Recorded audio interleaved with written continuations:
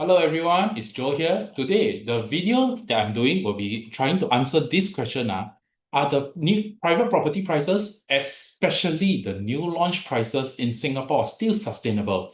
All right, and to do this, we will have to explore some of the pricing trends, and of course, we will use some calculations and some research to find out whether, is this pricing level still sustainable for Singapore's population?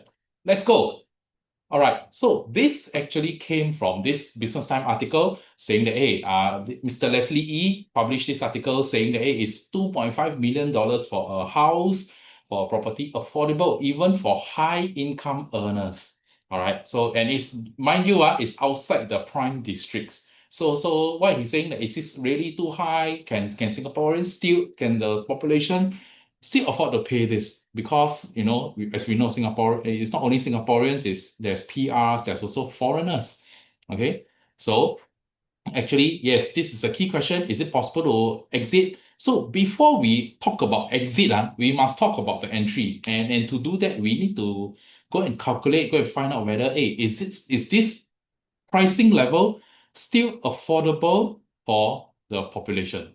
Okay, so when we talk about affordability, there are two parts to it. One is the price to secure it, all right, which means that you need to have a 5% cash, and then the next 20% has to come from CPF, or you can come from your cash also.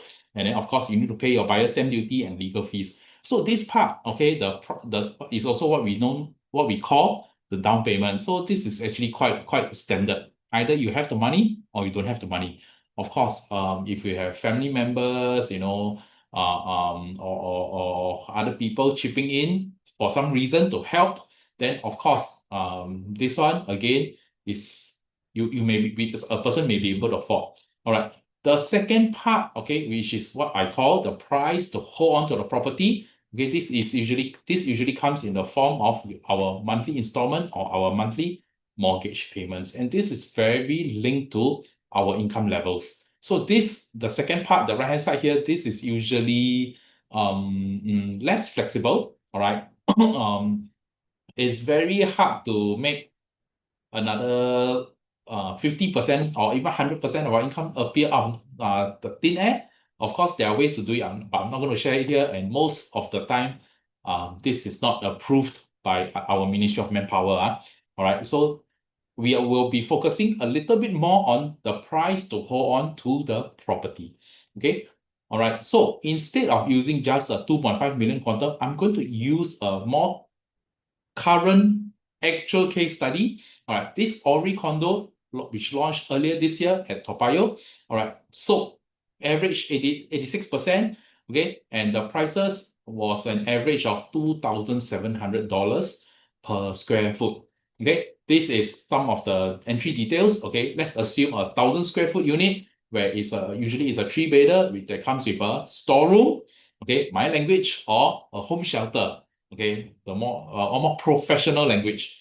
All right, because the average PSF is 2,700, so we can safely say that, for this property we require $2.7 million price tag or quantum.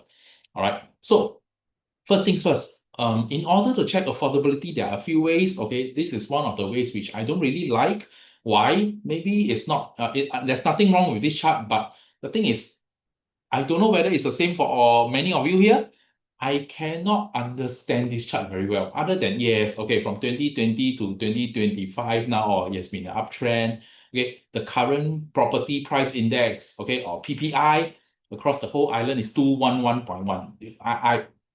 Uh, I'm embarrassed, a bit embarrassed to say, but I don't have a good concept of what does 211.1 mean. All right, so I tried to go and do some research on how this is calculated, and it's very complicated. All right, so another way, another con of this is because this property price index is quite difficult to calculate, or the formula is very complex. It also makes it very hard to fit in our income levels, okay, on this chart, and have a very good sense of affordability. All right, so yes, we are now almost at the all-time high of 211.1. Is it still affordable? We don't know, based on this chart alone. Okay.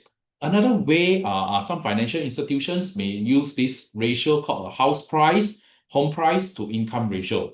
All right, taking the price tag of the house or the home divided by the annual income of the general population. All right, again, it's the general population. Some people have higher incomes, some people have lower incomes. And also, it is also difficult to filter out or to sort out the different property types, private to HDB, the size of the properties, the age of the buyers, etc., etc. So this is I will say this is better, but it is also quite generic. All right. Okay. So let me introduce my preferred method. Okay, again, same entry details. However, the assumptions, okay, for the financial calculations will be the stress test. Stress test is what the banks use, the interest rate that the banks use to calculate, based on this income, based on this interest rate of 4.2%, how much can we loan this potential buyer? All right. So of course, right now interest rates are around two point something percent. Okay, the stress test is around 4. I'm using a 4.2. Why? There always needs to be a buffer. All right. So that's why to calculate the loan amounts is always the interest rate is always a little bit or quite a bit higher than the actual interest rate. All right. Loan to value 75%. So according to our financial rules and regulations, a buyer can only loan up to a maximum of 75% of the property price. This is called the loan to value.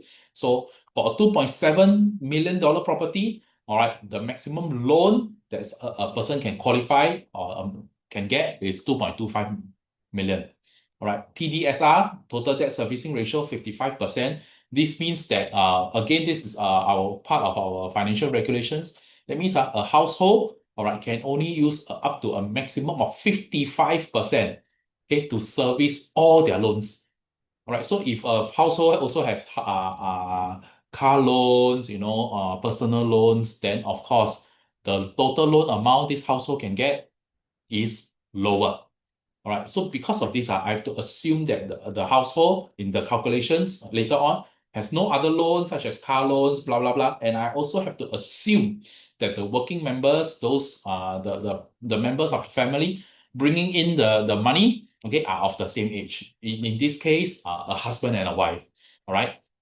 So as we can see, what is the minimum income, minimum household income to afford this $2.7 million property? Okay, if you're age 30, your minimum income will be 18,700. Okay, so on and so on. And every year, as we age, okay, the minimum income needed will be increased because our borrowing power our ability to repay the loan will usually go down.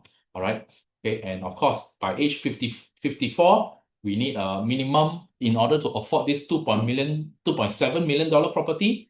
We need around $35,500 in household income minimum. All right. So same things. All right. So the question now is how much of the population is able to afford this? All right. So we can see this is taken from SingStat. Okay. This is the average monthly household employment income per household member. Okay, of course, this include the employer CPF contribution. Average household employment per household member is 4,898. All right, so this is the total household the total household income. Okay, but it is broken down into the first decile, which means the bottom 10% of our income earners, okay, all the way to the top 10%. Okay, so we can see the top 10% average household income is around 34,500. Okay, the next 10% is bringing home around 24,300, 200, 300. Okay, the next is bringing in almost 20K per month per household. All right, so what does this mean?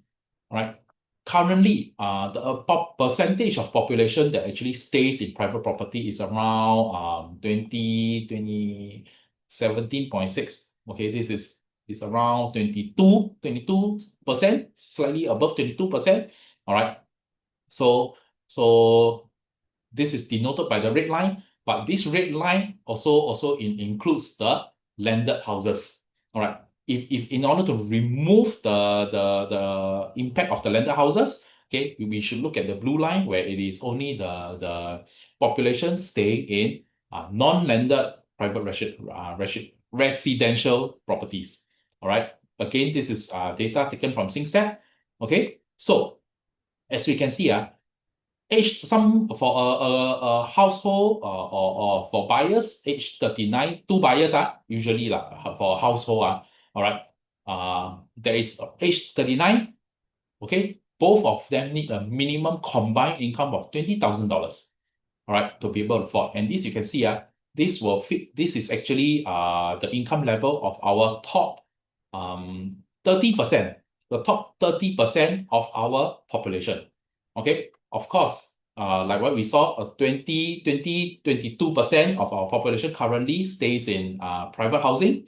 So the top 20% we can see really can really afford, okay, even at the age of 46.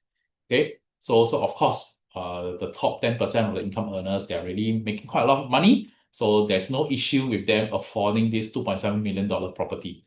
All right. So based on this, we can see that, okay, or we can say, all right, yes, prices today, they are not cheap, but it is still sustainable. It's not in bubble territory because the top 30% of the population in terms of income can still afford this. All right. So, okay, this is part one of my video. Part two, I'll be sharing about, okay, is it possible to exit with a profit in the next 3 to 5 years? And if yes, what's the profit level that we are looking at? So if you like this kind of video, okay, or if you are anticipating the second video, please do like and subscribe so that you can get notified when part two comes out. Okay, so with that, I shall stop for now. We will see you in part two. Bye bye.